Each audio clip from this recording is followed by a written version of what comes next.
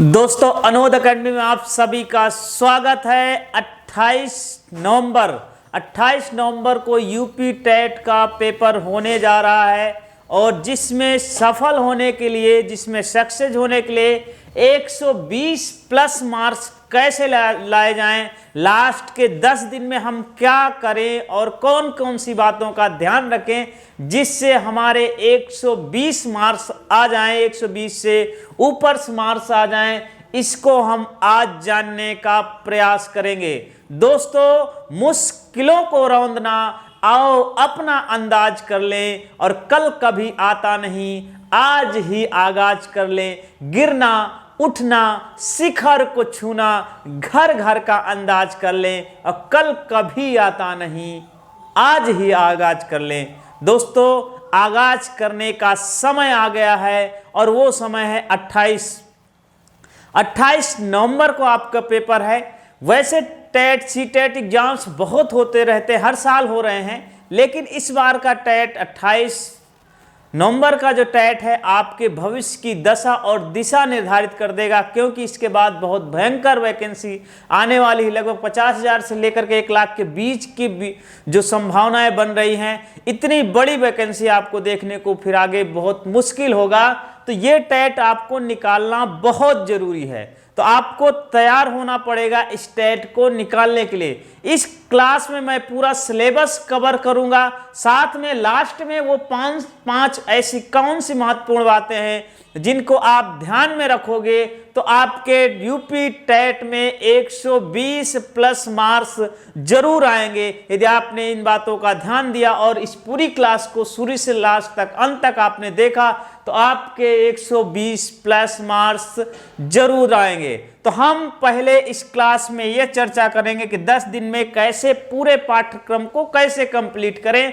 Maximum 80 से 90% पाठ्यक्रम को हम 10 दिन में कैसे रिवाइज करें, और इसके बाद हम लोग अभ्यास सभी लोग करते हैं, लेकिन अभ्यास का तरीका, सही तरीका क्या हो, ये सही तरीका हम लोग जानेंगे। और लास्ट में हम लोग जानेंगे 5 ऐसी महत्वपूर्ण बातें जिससे आपका रिजल्ट 120 प्लस मार्क्स हो जाएंगे, 120 से ऊपर मार्क्स आ जाएंगे। तो दोस्तों अनोद अकेडमी के साथ बने रहिए, लास्ट तक वीडियो को देखें, वीडियो को लाइक करें, शेयर करें, चैनल को सब्सक्राइब करना ना भूलें। तो दोस्तों 120 प्लस मार्क्स लाने के लिए हमको ये पता होना चाहिए कि पिछले 10 दिन में हमको, इस लास्ट के 10 दिन में कितना पाठ्यक्रम है, कितना मिनिमम पाठ्यक्रम, जितना हम इसको तैयार कर सके वो हमें समझना जरूरी है। एक तो बाल विकास से आपके 30 क्वेश्चन आएंगे, 30 हिंदी से क्वेश्चन आएंगे, 30 प्रश्न संस्कृत से आएंगे, 30 गणित से आएंगे और 30 पर्यावरण से आएंगे।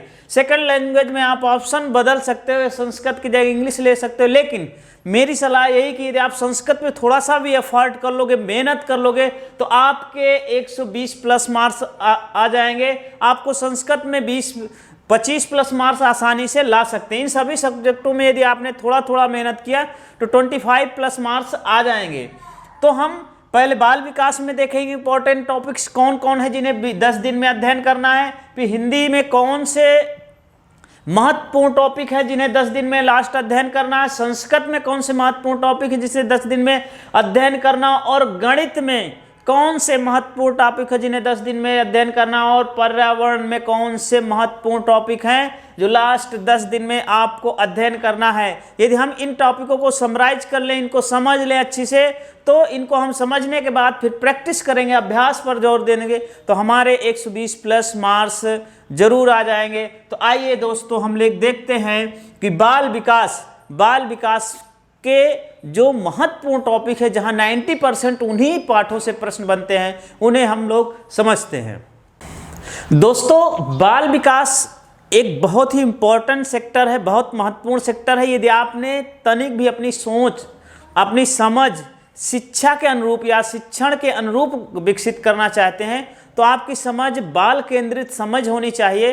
और यदि आपने मनोविज्ञान को अच्छे से समझ लिया तो ये 30 नंबर बाल विकास में 30 में अच्छे से 25 प्लस मार्क्स जरूर ला सकते हैं। ध्यान रहे कि ये जो टॉपिक्स हैं कुछ और भी टॉपिक्स, लेकिन ये टॉपिक्स हैं आप पे, इन टॉपिक्स में मैक्सिमम प्रश्न यहीं से आते हैं। तो एक तो बाल विकास हमको समझना, बाल विकास की अवधारणाएं क्या है, बाल विकास का अर्थ, विशेषताएं, क्षेत्र, उसका विस्तार, विकास की अवस्थाएं और वंशानुक्रम वातावरण का बालक पर क्या प्रभाव पड़ता है, इस पर आधारित बाल विकास टॉपिक को आपको जरूर कंप्लीट कर लेना है। दूसरा बहुत ही इंपॉर्टेंट टॉपिक है, यहाँ से बच्चे गलत कर देते हैं क्वेश्चन को, उसको हमें समझने की जरूरत है। सीखने का अर्थ एवं सिद्धांत, इसमें 5, 6, 7, 8 सिद्धांत हैं, जिसे थॉर्नडाइक का प्रयास एवं त्रुटि का सिद्धांत है, पेवलोव का संबंध प्रतिक्रिया सिद्धांत है, स्किनर का क्रिया प्रसूत सिद्धांत है, और कोहलर का सूझ या अंतर्दृष्टि का सिद्धांत है, पियाजे का संज्ञानात्मक सिद्धांत है, और वायगोस्की के सिद्धांत। तो ये सीखने के अर्थ एवं सिद्धांत और विभिन्न परिभाषाएं, इस सेक्टर को, ये थोड़ा सा फंडामेंटल सेक्टर है, इसको अच्छे से समझ लें। शिक्षण सूत्र एवं विधियां, ये भी इंपॉर्टेंट सेक्टर है, यहाँ से प्रश्न बहुत बनते हैं। तो सभी शिक्षण सूत्र और शिक्षण विधियों को जरूर कंप्लीट करके जाएं, तैयार करके जाएं, और समावेशी शिक्षा में एक सामान्य समझ विकसित कर लें। यदि आपने समावेशी शिक्षा में एक सामान्य समझ विकसित कर लिया, सीखने के सिद्धांत को समझ लिया, बाल विकास को समझ लिया, तो आपके साइकोलॉजी में, बाल विकास एवं शिक्षा शास्त्र में आपको 25+ मार्क्स आसानी से आ जाएंगे बिना ज़्यादा मेहनत के, और एक सामान्य समझ भी होने चाहिए। प्रश्न कुछ ऐसे भी आ जाते हैं जिनमें एक तत्कालिक बुद्धि का प्रयोग आप कैसे करते हैं, आपकी सोच क्या है, आपकी सोच कहीं पूर्वाग्रह ग्रसित तो नहीं है, आपकी सोच जेंडर विरोधी तो नहीं है, आपकी सोच बच्चों के विकास में बाधक तो नहीं है, इस पर आधारित सामान्य समझ के प्रश्न आते हैं। तो आपको इसको 10 दिन में, लास्ट 10 दिन में ये जरूर पहले कंप्लीट तैयार कर लें। दोस्तों सेकेंड जो सबसे महत्वपूर्ण है वो है हिंदी। हिंदी आपकी 30 मार्क्स की आएगी। 30 में यदि आपने 25+ मार्क्स लाना जरूरी है। ये सेक्टर बहुत इजी है। एक तो इसमें सामान्य, इसका व्याकरण तैयार कर ली। सामान्य व्याकरण से तात्पर्य है संज्ञा, सर्वनाम, क्रिया, विशेषण, अव्यय और इनके प्रकार। संज्ञा के कितने प्रकार होते हैं, सर्वनाम के कितने प्रकार होते हैं, क्रिया विशेषण के कितने प्रकार होते हैं, अव्यय के कितने, अव्यय क्या है, अव्यय से आप क्या समझते हैं, निपात क्या है, इन सारी चीज़ों को आप सामान्य व्याकरण के रूप में समझ करके आपको जाना है। तो संज्ञा समझना है, संज्ञा के प्रकार समझना है, सर्वनाम समझना है, सर्वनाम के प्रकार समझना है, क्रिया समझना है, क्रिया क्या है, किसी कार्य का करना या होना पाया जाए उसे क्रिया कहते हैं। क्रिया सकर्मक और अकर्मक होती, जहाँ कर्म की प्रधानता हो सकर्मक है, जहाँ कर्ता की प्रधानता हो वहाँ अकर्मक है।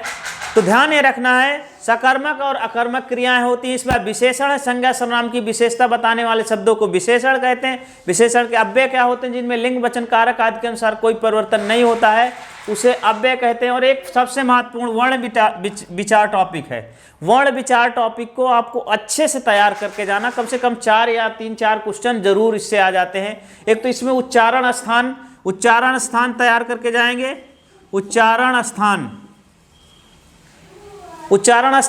तो उच्चारण स्थान और क्या कहते हैं, उच्चारण स्थान को अच्छे से तैयार करके जाएंगे। दोस्तों वर्ण विचार पर आधारित एक वीडियो आपको इन स्क्रीन में भी दे दिया जाएगा, डिस्क्रिप्शन में भी दे दिया है, उसे आप दे सकते हैं। संधि तैयार करके पूरी जाना, स्वर संधि, व्यंजन संधि और विसर्ग संधि पूरा कंप्लीट तैयार करने जाना है। इसका भी लिंक आपको वीडियो के एंड में दे दिया जाएगा। कोई ज़्यादा नहीं, आधा घंटा देख लिए, कुल मिला के 2-3 घंटे के ये वीडियोज हैं, आपने पूरा देख लिया तो 30 में से 25+ मार्क्स आपके जरूर आ जाएंगे। संधि तैयार करना है। समास 6 प्रकार के होते हैं, जो 6 प्रकार के हैं उसको पूरी तरह से तैयार करके जाना। अव्ययी भाव समास, द्वंद्व समास, द्विगु समास, कर्मधारय समास, तत्पुरुष समास और बहुब्रीहि समास, इन सभी को तैयार करके जाना। और सबसे महत्वपूर्ण बात है कि इनके बीच के अंतर को समझ लेना है। जहाँ अव्यय हो, प्रथम पद अव्यय हो या उसमें उपसर्ग लगा हो, वहाँ पर अव्ययी भाव समास होता है। जहाँ विभक्तियों का लोप हो वहाँ तत्पुरुष समास होता है। जहाँ विशेषण और विशेष हो वहाँ पर कर्मधारय समास होता है। जहाँ पहला पद संख्यावाची द्विगु होता है, जहाँ और या संयोजक का लोप हो जाता है वहाँ द्वंद्व होता है। जहाँ अन्य पद की प्रधानता होती है वहाँ पर बहुब्रीहि समास होता है। अलंकार याद रखना, शब्दालंकार और अर्थालंकार। विशेषकर शब्दालंकार में 3 अलंकार विशेष याद रखना है, अनुप्रास, यमक, श्लेष और अर्थालंकार में उपमा, रूपक, उत्प्रेक्षा, अतिशयोक्त, ऐसे सामान्य अलंकार आपको याद रखना। और सबसे महत्वपूर्ण बात है कि डायरेक्ट आंसर पे नहीं जाना चाहिए, विकल्पों को अच्छे से पहचानना है, विकल्प को अच्छे से समझना है, फिर आप उत्तर पे जाना है, जल्दबाजी नहीं करना है। अलंकार तैयार करके जाएंगे। और ये गद्यांश और पद्यांश, कोई भी गद्य या पद्य आएगा उसमें ज़्यादा दिक्कत वाली बात नहीं, सीधे प्रश्न आ जाते हैं, ये हल हो जाएगा। विलोम और पर्यायवाची भी आसानी से आते हैं, इजी आते हैं, उनको आप आसानी से हल कर सकते हैं। तो दोस्तों ये हिंदी का सेक्टर है। हिंदी के यदि आपने अच्छे से कंप्लीट कर लिया, आपको हिंदी से रिलेटेड जो भी महत्वपूर्ण वीडियोज हैं वो आपको इंड स्क्रीन में या आपको डिस्क्रिप्शन में लिंक दे दिया जाएगा। उन्हें 1 घंटे में वो सारे वीडियो आप देख लेंगे, आपको 22 या 25 या कम से कम 25+ मार्क्स आसानी से आपके जरूर आ जाएंगे। दोस्तों यूपी टेट में सबसे महत्वपूर्ण सेक्टर जो होने वाला वो है संस्कृत। संस्कृत या इंग्लिश कोई भी ऑप्शन में रख सकते हैं, लेकिन संस्कृत एक ऐसा सेक्टर है जहां पर आपको डबल फायदा देने वाला सेक्टर है, क्योंकि आप जो संस्कृत का जो वर्ण विचार है वही वर्ण विचार हिंदी का है। थोड़ा सा संस्कृत के सूत्रों का इस्तेमाल किया जाता है, जैसे 14 महेश्वर सूत्र आपको याद होना चाहिए। आपको जो प्रत्याहार कैसे बनते हैं उनको, उनके तरीके आपको पता होना चाहिए। तो प्रत्याहार है, महेश्वर सूत्र है, और बाकी जितना भी वर्ण विचार है, चाहे अल्प प्राण हो, महाप्राण हो, ह्रस्व हो, दीर्घ हो, प्लुत हो, ये सारी अवधारणाएं हिंदी में भी यही रहेंगी, हिंदी की ये संस्कृत में भी यही रहेंगे, सेम हिंदी में रह भी रहेंगे। उच्चारण स्थान आपने तैयार कर लिया, संस्कृत का तैयार कर लिया तो हिंदी में काम करेगा, हिंदी का तैयार कर लिया वो संस्कृत में काम आएगा। तो कुल मिला के वर्ण विचार टॉपिक जो है हिंदी और संस्कृत दोनों में कॉमन रहने वाला है और दोनों जगह आपको मार्क्स देने वाला है। इसलिए वर्ण विचार टॉपिक को अच्छे से कंप्लीट करके जाना, इस टॉपिक को नहीं छोड़ना। वर्ण विचार तो जरूर कंप्लीट करें, क्योंकि ये हिंदी में भी काम आएगा और संस्कृत में काम आएगा। और दूसरी संस्कृत में सबसे महत्वपूर्ण टॉपिक है संधियां, स्वर संधि, व्यंजन संधि, विसर्ग संधि। हिंदी में भी यही संधियां रहेंगी और संस्कृत में भी। तो डबल फायदा आपको लेना है। तो हिंदी और संस्कृत का कॉम्बिनेशन जो लोग रखेंगे उन्हें हिंदी में भी फायदा होगा और संस्कृत में भी फायदा होगा। तो संधि, हिंदी की संधि और संस्कृत की संधि सेम रहेंगी, स्वर संधि, व्यंजन संधि, विसर्ग संधि, दोनों पर वर्ण विचार, संधि और समास। समास संस्कृत में भी जो समास रहेंगे हिंदी में समास सेम ही रहेंगे, लगभग कोई ज़्यादा अंतर नहीं रहेगा। उसका बस संस्कृत के रूप लग जाते हैं, इसलिए संस्कृत के रूप का अंतर रहेगा। तो समास, तो वर्ण पर आधारित वीडियो आपको इंड स्क्रीन में मिल जाएगा। संधि और समास पर आधारित बहुत शानदार वीडियो मिल जाएंगे, एक भी प्रश्न उससे छूटने वाले नहीं है। और कारक, कारक को आप थोड़ा सा तैयार करके ना, कारक मतलब कर्ता कारक, कर्म कारक, करण कारक, संप्रदान कारक, अपादान कारक, संबंध कारक। तो ये सारे कारक को का मतलब तैयार कर लेना है और इसमें लगने वाली विभक्तियों के सूत्र थोड़ा थोड़ा एक सामान्य समझ, जैसे अभितय प्रत्यय समय निक्षा अनुपत्ति द्वितीय विभक्ति होती है, ये नांग विकार है में तृतीय होती है, कर्मायम अप्रति संप्रदानम संप्रदाने चतुर्थी विभक्ति होती है, अपादाने पंचमी, अपादान में पंचमी होती है। तो इस प्रकार जो है आपके सूत्र आपको तैयार होना चाहिए, कारक सूत्र। इसमें प्रत्यय, प्रत्यय ये एक बहुत इंपॉर्टेंट सेक्टर है। प्रत्यय से भी क्वेश्चन आते हैं। प्रत्यय, संस्कृत के प्रत्यय आपको, हिंदी के प्रत्यय और उपसर्ग अलग रहेंगे, संस्कृत के अलग हैं, जैसे कोत, कोत्वत, अक्ता प्रत्यय, अनियर प्रत्यय।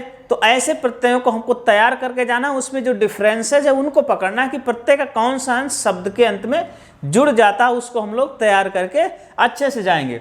वाच्य परिवर्तन, कर्तवाच्य, कर्मवाच्य, भाववाच्य हैं, 3 ही वाच्य हैं। इन वाच्य परिवर्तन को अच्छे से समझ लेंगे। कर्तवाच्य में सदैव जो है कर्ता के अनुसार क्रिया होती है और कर्ता सदैव प्रथम विभक्ति में होता है, जबकि जो ही कर्मवाच्य या भाववाच्य बदलते हैं तो कर्ता में तृतीया विभक्ति लग जाती है। तो ये ध्यान रखना है वाच्य परिवर्तन के संदर्भ में। एक है शब्द रूप, धातु रूप। शब्द रूप और धातु रूप आपको अच्छे से तैयार करके जाना है, इनसे 2-3 क्वेश्चन जरूर आ जाते हैं। संस्कृत में गिनतियां भी तैयार करके जाना है, गिनतियां रटना नहीं है, उनको समझ लेना है कि कैसे बनती है अगली गिनती, ये समझ के जाना है। और आसपास वातावरण के संस्कृत नाम, शरीर के अंगों के संस्कृत नाम, इनको थोड़ा सा समझ के जाना है। यदि आपने इतनी सामान्य समझ विकसित कर लिया इसमें संस्कृत में, तो आपको 25+ मार्क्स लाने से कोई नहीं रोक सकता दोस्तों। तो इस प्रकार हम लोग बाल विकास में अच्छा अभ्यास कर सकते हैं, हिंदी में भी अच्छे मार्क्स ला सकते हैं और संस्कृत में भी अच्छे मार्क्स ला सकते हैं। ये 3 पोर्शन हमारे लिए बहुत मील का पत्थर साबित होने वाले हैं दोस्तों। एक सबसे महत्वपूर्ण भाग है गणित का। देखो, गणित जिसने बचपन से जिसकी अच्छी है, बेहतर तरीके से जिसने हाई स्कूल इंटर में अच्छी मैथ पढ़ रखा, उनके लिए गणित कोई विशेष समस्या नहीं है। गणित बहुत आसान प्रश्न आते हैं।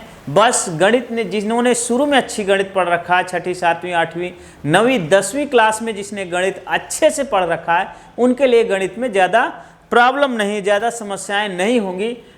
समस्याएं उन छात्रों के लिए विशेष हैं जिन्होंने अभी तक गणित से या तो भयभीत रहते थे, या उन्होंने पहले कभी गणित लगाया नहीं है, या गणित में उन्होंने ध्यान नहीं दिया है, या उनके अंदर पहले से भय प्राप्त है कि गणित हमें आ ही नहीं सकता, क्योंकि पेपर में आएगा तो तैयार तो करना ही है। तो ऐसे बच्चों के लिए कम से कम 10 दिन में ये कुछ ऐसे टॉपिक है जहाँ से 20-22 प्रश्न जरूर आ जाते हैं। इन टॉपिक्स को यदि जरूर कंप्लीट के हैं तो 10-15 टॉपिक्स हैं, लेकिन 15 में ये टॉपिक, इनमें पिछले 7-8 सालों में ट्रेंड रहा है कि इन टॉपिक्स से प्रश्न ज़्यादा पूछे गए हैं। तो इस बार भी इन टॉपिक्स से प्रश्न ज़्यादा आने की संभावनाएं हैं। जैसे संख्याएं एवं संक्रियाएं, संख्याएं एवं संक्रियाओं पर आधारित प्रश्न जरूर पूछे जाते हैं। संख्याओं पर आधारित विभाजन के नियम क्या है, इकाई अंक क्या है, ऐसे प्रश्न पूछे जाते हैं। सरलीकरण क्या है, सरल कैसे करते हैं, उनका सरलीकरण के नियम आप पर आधारित प्रश्न पूछे जाते हैं। भिन्नों का जोड़, दूसरा टॉपिक जो है वो है भिन्न एवं दशमलव संख्याएं। तो भिन्नों का जोड़, गुणा, भाग, घटाना, इस पर आधारित प्रश्न आ जाते हैं। भिन्नों को सरलीकरण आ जाते हैं। दशमलव को भिन्न में बदलना, भिन्न को दशमलव में बदलना, इस पर आधारित प्रश्न आपके मैथ में पूछे जाते हैं। प्रतिशतता एक अच्छा सेक्टर है। आपको परसेंटेज में गणना करना आता है कि नहीं है, किसको क्या लाभ हुआ, क्या हानि हुआ, कितने प्रतिशत का घाटा हुआ, कितने प्रतिशत का लाभ हुआ, इस पर आधारित प्रश्न, प्रतिशतता पर आधारित प्रश्न, प्रतिशतता पाठ पर आधारित प्रश्न जरूर पूछे जाते हैं। 2-1 क्वेश्चन, 2-3 क्वेश्चन जरूर इससे आते हैं। और सबसे महत्वपूर्ण जो ज्यामिति है, इससे काफ़ी क्वेश्चन आ जाते हैं, 6-7 क्वेश्चन आ जाते हैं। तो ज्यामिति पर बेसिक समझ, हमको कोणों की से संबंधित विभिन्न अवधारणाएं क्या हैं, और जो हमारी 10वीं 9वीं 10वीं के जो रेखा गणित पर आधारित जो सामान्य समझ है वो हमारे समझ हो जाए तो ज्यामिति पर बनने वाले सभी प्रश्न हल कर सकते हैं। कोणों के मान निकालने के लिए आ जाता है तो वो इसको हमें समझना चाहिए। यदि हम बेसिक समझ गए तो ज्यामिति के पर आधारित सभी प्रश्नों को हल कर सकते हैं। और एक है क्षेत्रमिति। क्षेत्रमिति में कुछ नहीं है, या तो क्षेत्रफल, परिमाप, क्षेत्रफल, आयतन, 3 ही कॉन्सेप्ट हैं जिनको पूछा जाता है विभिन्न तरीके से। इसमें वर्ग है, आयत है, इनके परिमाप पूछे जाते हैं, इनके क्षेत्रफल पूछे जाते हैं। इसी प्रकार घन है, इनका वक्र पृष्ठ पूछा, घन का जो है संपूर्ण पृष्ठ पूछा जाता है, घन के पूरा आयतन पूछा जाता है। तो घन के आयतन, घनाभ का पृष्ठ क्षेत्रफल और घनाभ का आयतन पूछा जाता है। बेलन है, शंकु है, गोला है, इनके आयतन और वक्र पृष्ठ पर आधारित प्रश्न जरूर होते हैं। कई बार 2 चीज़ों को मिक्स करके प्रश्न पूछ लिए जाते हैं। तो ये क्षेत्रमिति को आपको तैयार करके जाना है। और डाटा आंकड़ों का निरूपण, यदि ये सब ऊपर की चीज़ें आ गई तो डाटा का आंकड़ों का निरूपण भी आप अच्छे से कर लेंगे। और आंकड़ों पर आधारित 2-4 क्वेश्चन, 4-5 क्वेश्चन जरूर आ जाते हैं। दोस्तों, गणित से डरने की जरूरत नहीं है, अपितु इस पे कुछ विशेष टॉपिक्स को हमें तैयार करके आगे चलने की ज़रूरत है। इसे ज़रूर इन छोटी छोटी चीज़ों को अच्छे से तैयार करके जाएं। निसंदेह आपके मार्क्स ज़्यादा आएंगे, गणित सेक्टर में भी ऊपर हो जाएंगे। दोस्तों, जो सबसे लास्ट टॉपिक है आपका यूपी टेट का, वो है ईवीएस पर्यावरण अध्ययन। तो पर्यावरण अध्ययन में कोई विशेष अध्ययन की जरूरत नहीं है। आपका ऑब्जर्वेशन अच्छा होना चाहिए। जितना आप अच्छा ऑब्जर्वेशन करते हैं, ईवीएस के आप प्रश्नों को आसानी से हल करेंगे। ईवीएस में कुछ नहीं होता, हम आसपास वातावरण को हमें अध्ययन करना होता है, आसपास समाज में क्या होता है, सोसाइटी में क्या चल रहा है, इसे हमें समझने की ज़रूरत है। तो पहला टॉपिक है पर्यावरण एवं परिवार एवं मित्र।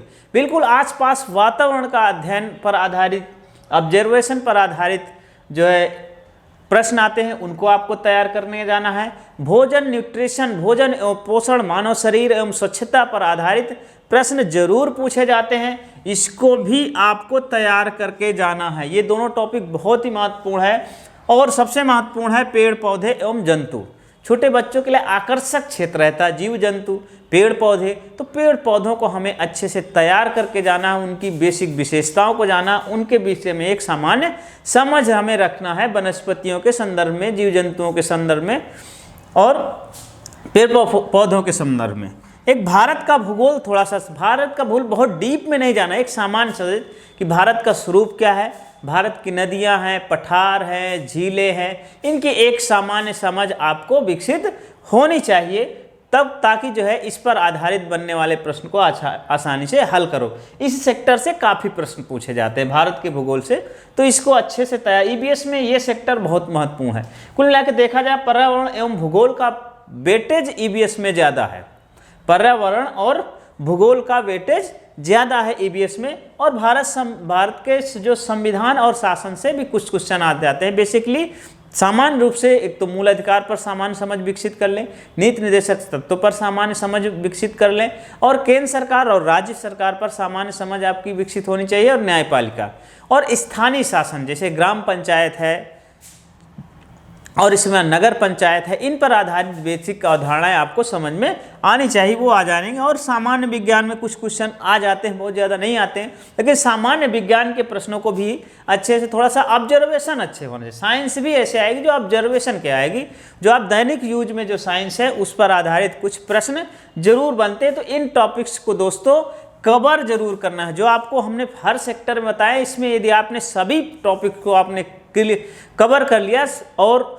उसको अच्छे से कवर कर लिया, तो आपके 120 प्लस मार्क्स लाने से कोई नहीं रोक सकता, वो जरूर आ जाएंगे। तो अभ्यास कार्य एक मील का पत्थर साबित होने वाला एक पड़ाव है। आपने तैयारी अच्छे से कर दिया, जो आपको भाग बता दिए गए हैं, सभी पार्ट आपको समझा दिए गए हैं, उन पार्टों को उतने लेसन तैयार करने के बाद अगला चरण आपका आता है अभ्यास कार्य। अभ्यास कार्य दोस्तों एक तरीके से करना होता है, ऐसे नहीं अभ्यास करना जब आया तब कर दिए, जब समय आया तब, ऐसे नहीं करना, आपको तरीके से अभ्यास करना है। नंबर 1, पहले शुरुआत में आप खंड वाइज अभ्यास करें। जैसे आपने हिंदी का सिलेबस तैयार किया तो हिंदी के सारे प्रैक्टिस, हिंदी के खंडों का अभ्यास करेंगे। संस्कृत आपने तैयार किया, संस्कृत का अभ्यास करें। हिंदी तैयार किया, हिंदी का अभ्यास। ईबीएस के पार्ट टॉपिक पढ़ लिए तो ईबीएस को ईबीएस के प्रैक्टिस करेंगे। और जब इन सभी का एक एक बार प्रैक्टिस आप कर चुके, तब इसके बाद संपूर्ण प्रश्न पेपर पर जाएं। तो संपूर्ण पेपर को जाएं और संपूर्ण पेपर के बाद फिर खंडों का अभ्यास। इसको एक नए क्रम से इस तरीके करना है, आपको ध्यान रखना है। ये तरीका थोड़ा सा आपको अजीब सा लग रहा है, लेकिन बहुत आपको सक्सेसफुल बनाने वाला है। पहला तरीका ये कि आप खंड वाइज प्रैक्टिस करें, अभ्यास करें। फिर इसके बाद संपूर्ण प्रश्न पत्र का अभ्यास करें, संपूर्ण प्रश्न पत्र के बाद फिर खंड वाइज। तो ये अभ्यास के दौरान ही आपका पूरा सिलेबस तैयार हो जाएगा। जो टॉपिक से छूटे भी होंगे वो भी अभ्यास के अंतर्गत आपके तैयार हो जाएंगे। तो इसलिए प्रैक्टिस जरूर करना, प्रैक्टिस जरूर करना, इस पर अभ्यास पे विशेष ध्यान देना है। जो यदि आपको 120 प्लस मार्क्स लाना चाहते हो, यदि आपको 120 से अधिक मार्क्स लाना है, तो इस खंड पर विशेष जोर देना है। दोस्तों देखिए, इस एग्जाम में घबराने से कुछ नहीं होगा, चिंता करने से कुछ नहीं होगा तो आपको जो हमने पाठ्यक्रम जो बता दिया है उसको अच्छे से तैयार करना है, उसके बाद अभ्यास करना है, और अभ्यास करने के बाद कुछ और छोटी छोटी बातें हैं उन्हें ध्यान रख लिया तो आपके काफ़ी मार्क्स आ जाएंगे। दोस्तों कुछ महत्वपूर्ण बातें हैं जो आपको जरूर याद रखना है। यदि आप इन बातों पर ध्यान नहीं दिया तो आपकी सालों की मेहनत पे पानी फिर जाएगा। यकीन के साथ मैं कहता हूं कि आप इस पे जरूर ध्यान दें। नंबर 1, अपने आप पर विश्वास रखें। अपने आप पर विश्वास रखें, अफवाहों पर न जाएं, दूसरे क्या कह रहे हैं, दूसरा क्या कहें, सिर्फ आप अपने परफॉर्मेंस पर नज़र रखें, अभ्यास पे जो आने वाले मार्क्स हैं उन पे नज़र रखें और उन सेक्टर को पर निरंतर रिवाइज करें, अभ्यास करें जहां से आपकी कमी महसूस हो रही है। तो अभ्यास, आपको आत्मविश्वास बनाए रखना, सेल्फ कॉन्फिडेंस जरूर बनाए रखना है।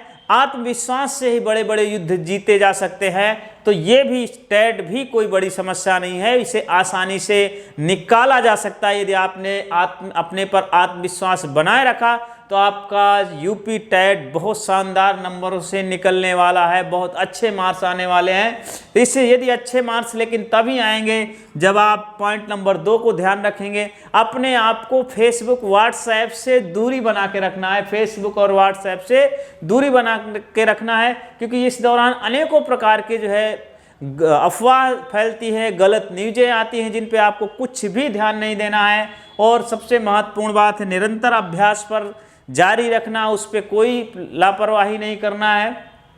अभ्यास कार्य जरूर करने हैं और अपना पाठ्यक्रम है उसका रिवीजन बार बार रिवाइज जरूर करना है। यदि आपने अपने पाठ्यक्रम को रिवाइज किया तो आपकी सारी चीज़ें क्लियर रहेंगी। दोस्तों, मैं यही कहना चाहता हूं कि पाठ्यक्रम को बार बार रिवाइज जरूर करें। और सबसे महत्वपूर्ण बात है कि हिम्मत न हारें। ये इतिहास इस बात का गवाह है कि विजय अंत में उसे ही मिली है जो अंतिम क्षण तक, लास्ट मोमेंट तक उसने जो है हार नहीं मानी है और अंतिम समय तक वो मेहनत करता रहा है। और यदि मेहनत अंतिम समय तक करोगे तो दुनिया की कोई ऐसी शक्ति नहीं है जो आपको पराजित कर दे, आपको सफल होने से रोक दे।